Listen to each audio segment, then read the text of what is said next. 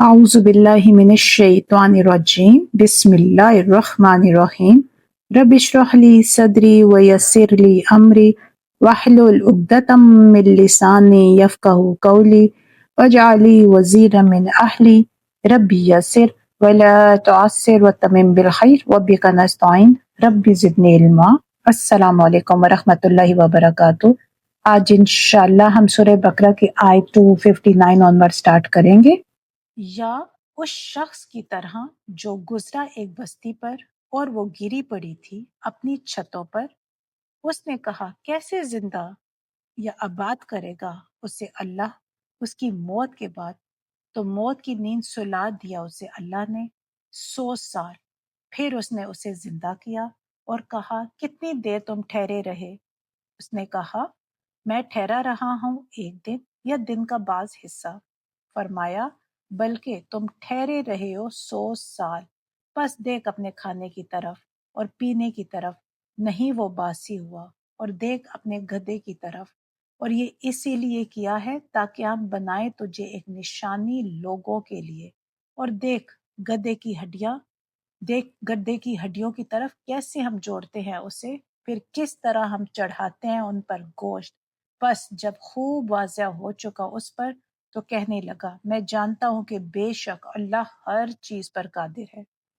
اب یہاں اس آیت میں ایک واقعہ بیان ہوا ہے۔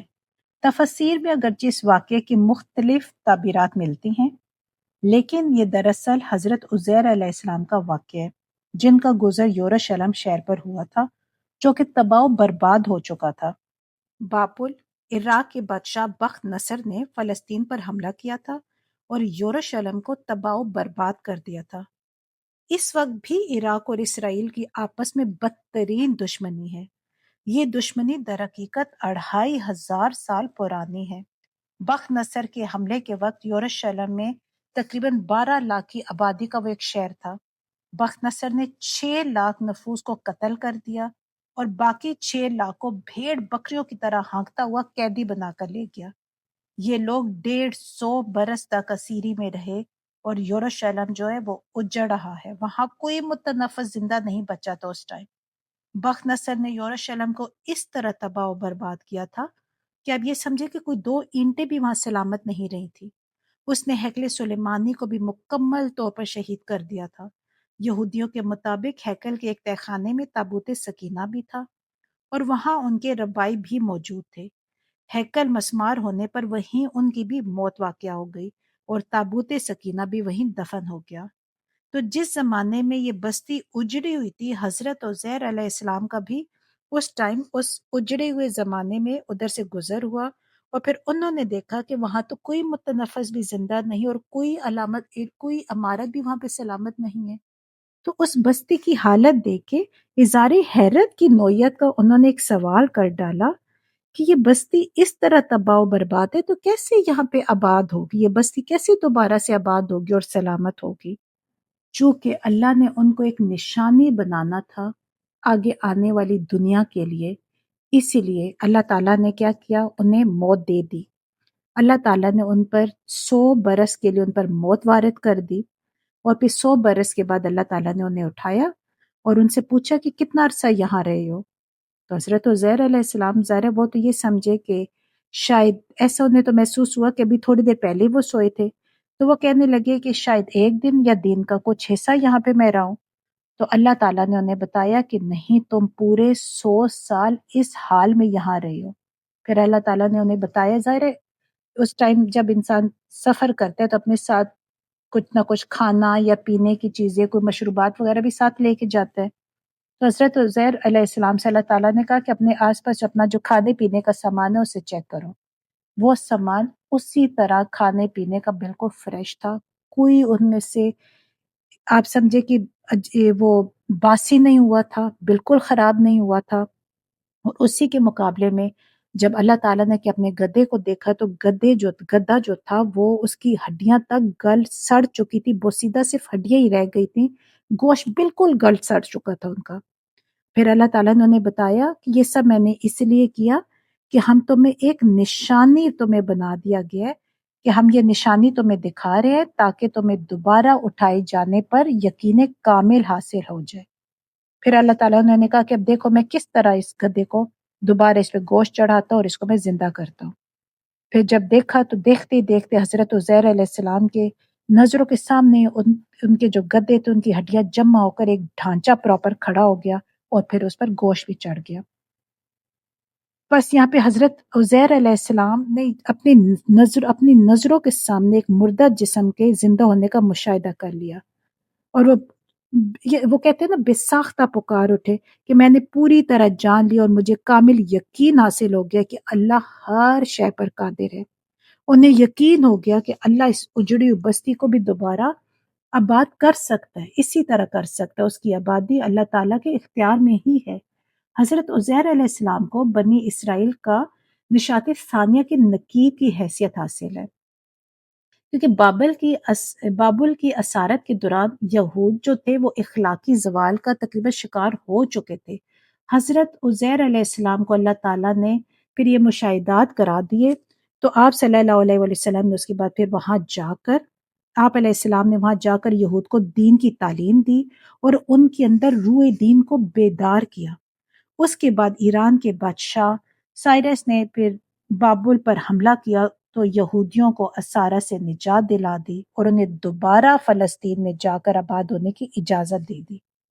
اس طرح یروشلم کی تعمیر نو ہوئی، اور یہ بستی کتنے سال بعد تقریباً آئی تھنک 132 یا 136 اتنے عرصے کے بعد وہ دوبارہ آباد ہوئی۔ پھر یہودیوں نے وہاں ہیکل سلیمانی کو دوبارہ تعمیر کیا، جس کو وہ سیکنڈ ٹیمپل کہتے ہیں۔ پھر یہ ہیکل تقریباً 70 عیسوی میں رومن جنرل تھا ایک ٹائٹس، اس کے ہاتھوں پھر تباہ ہو گیا اور اب تک وہ دوبارہ پھر تعمیر نہیں ہو سکا۔ 2000 برس ہونے کو آئے ہیں کہ ان کا کعبہ زمین بوس ہے۔ یہی وجہ ہے کہ آج دنیا بھر کے یہودیوں کے دلوں میں ایک آگ لگی ہوئی ہے اور وہ مسجد اقصی کو مسمار کر کے وہاں ہیکل سلیمانی تعمیر کرنے کے لیے بےتاب ہے۔ ایون ان کے نقشے بھی وہ تیار کر کے بیٹھے ہوئے ہیں۔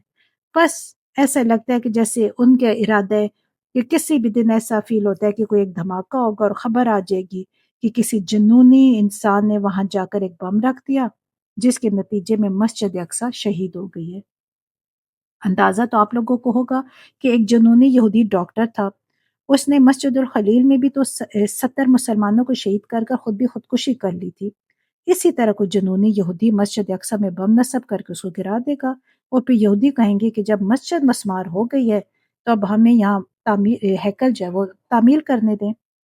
بہرحال یہاں تک حضرت عزیر علیہ السلام کا واقعہ تھا۔ اب اسی طرح کا ایک اور معاملہ حضرت ابراہیم علیہ السلام کا آگے آ رہا ہے۔ اور جب ابراہیم علیہ السلام نے کہا اے میرے رب دکھا تو مجھے کیسے تو زندہ کرے گا مردوں کو، فرمایا اور کیا تم ایمان نہیں رکھتے؟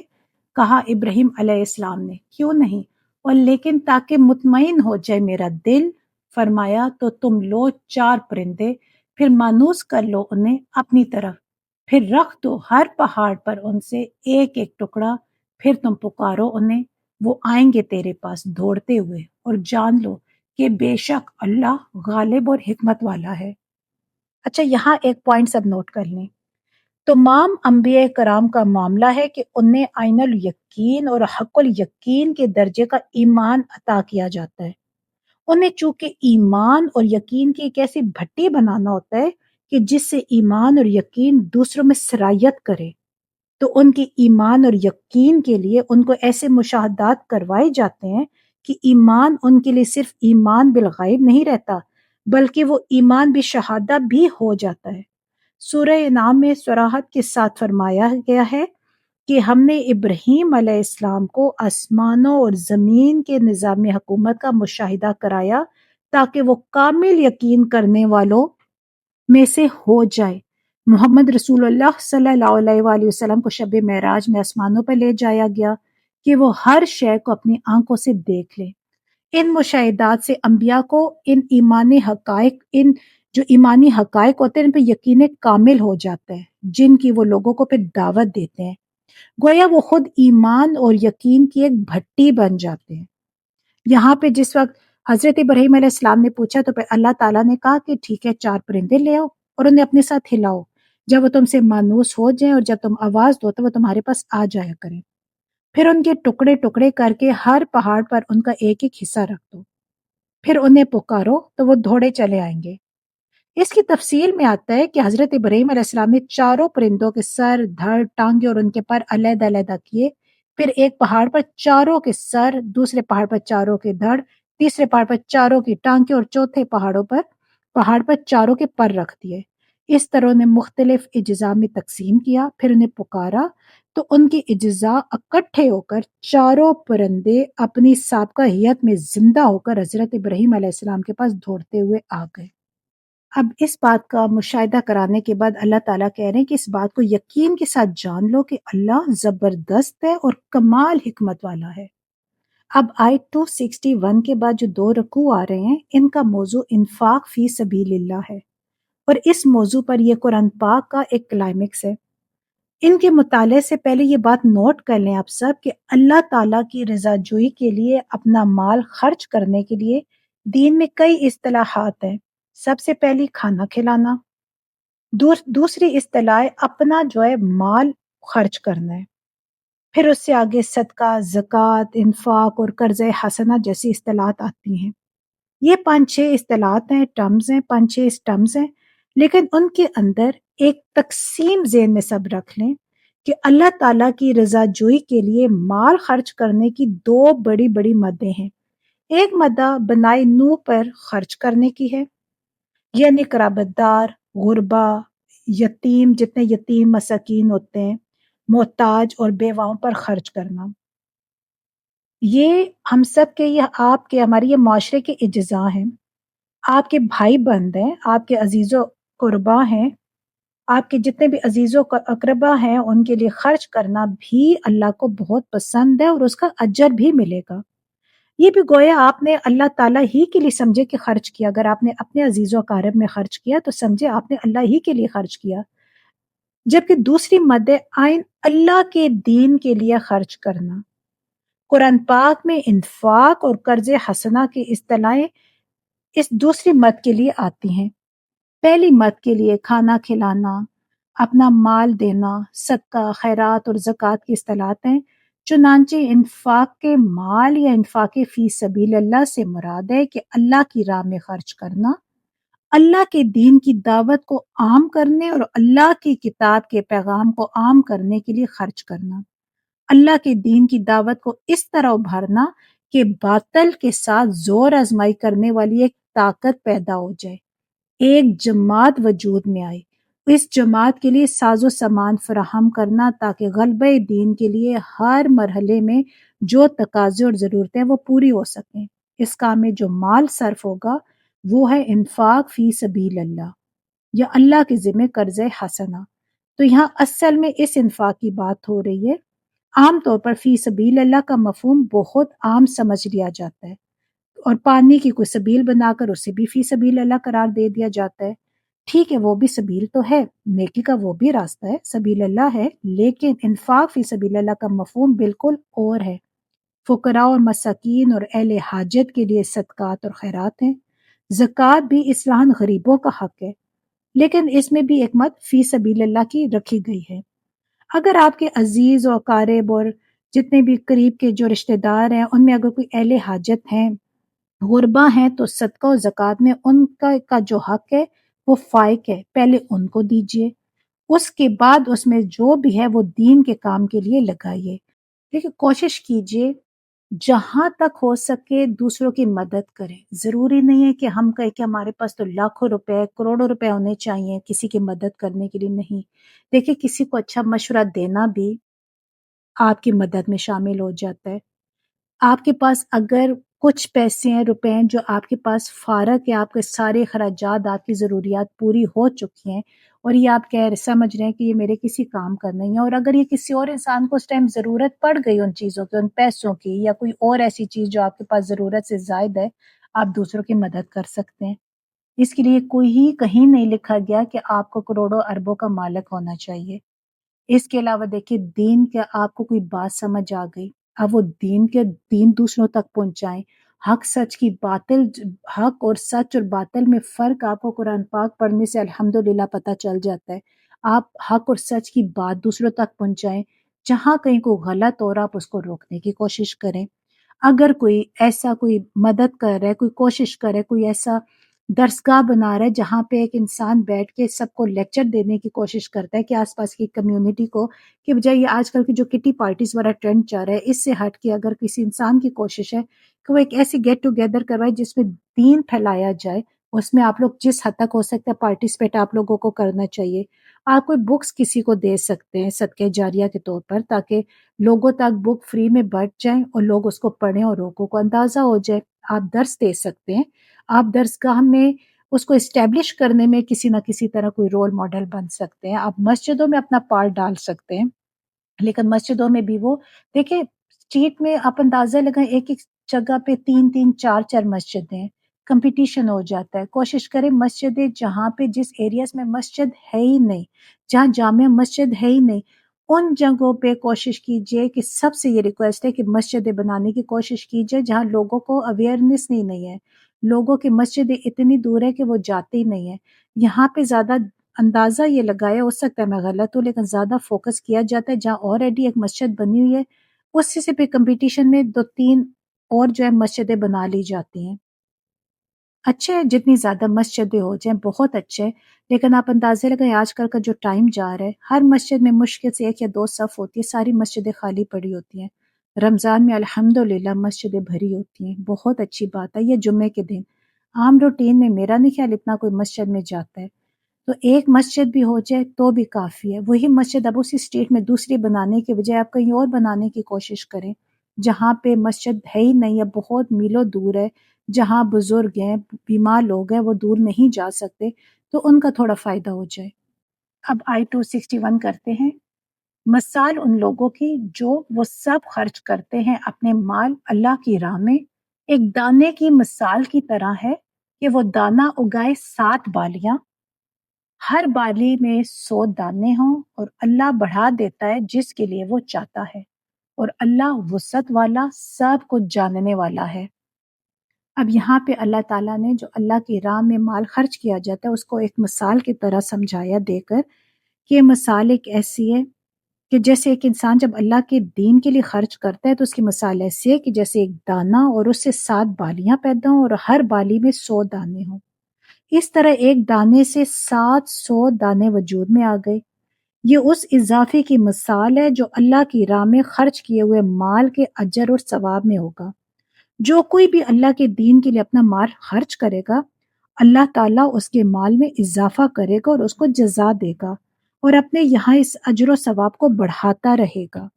اب بتائیں اس سے زیادہ پروفیٹیبل بزنس بھی کوئی ہے کہ آپ تھوڑا سا اللہ کی راہ میں دو گے اور اللہ اس کو ڈبل ٹرپل ہزاروں گنا اللہ تعالیٰ 100 گنا بڑھا کر اس کا اللہ تعالیٰ میں اجر عظیم دے گا، دنیا میں بھی اللہ تعالیٰ برکتیں دے گا، اور انشاءاللہ اللہ تعالیٰ آخرت میں بھی ہمیں برکتیں دے گا۔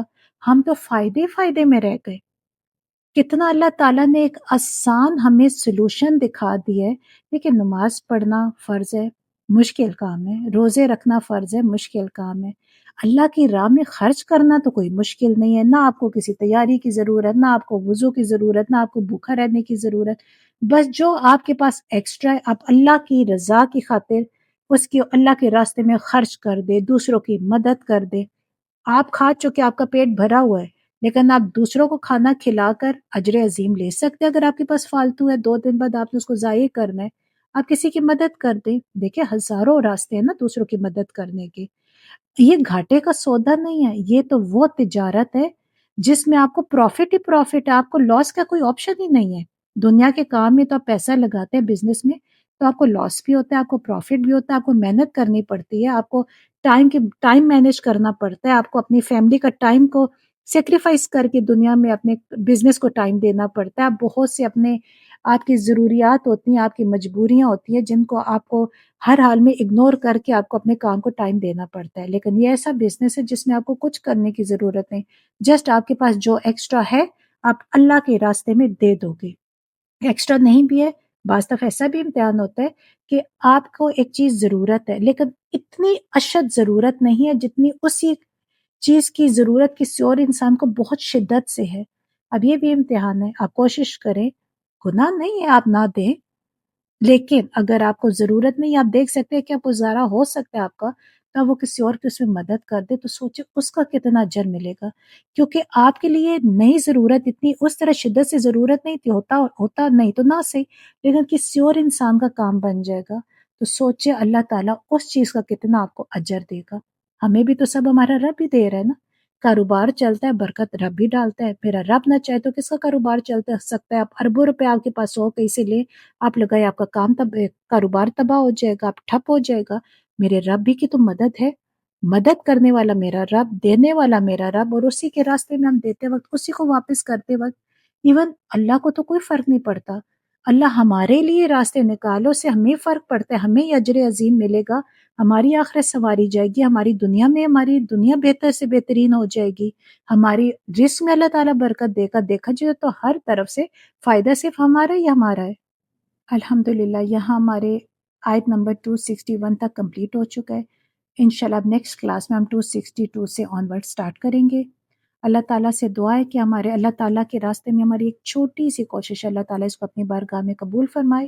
میرے بولنے میں، سمجھانے میں، سمجھنے میں اگر کوئی بھی غلطی ہو گئی ہے تو اللہ تعالیٰ سے دعا ہے کہ اللہ تعالیٰ ہم سب کو معاف کرے اور ہم سب کے علموں میں اضافہ کرے، اور اس چھوٹی سی کوشش کو اللہ تعالیٰ ہمارے والدین کے لیے اور ہمارے لیے، ہم سب کے لیے صدقہ جاریہ بنائے۔ آمین۔ السلام علیکم ورحمۃ اللہ وبرکاتہ۔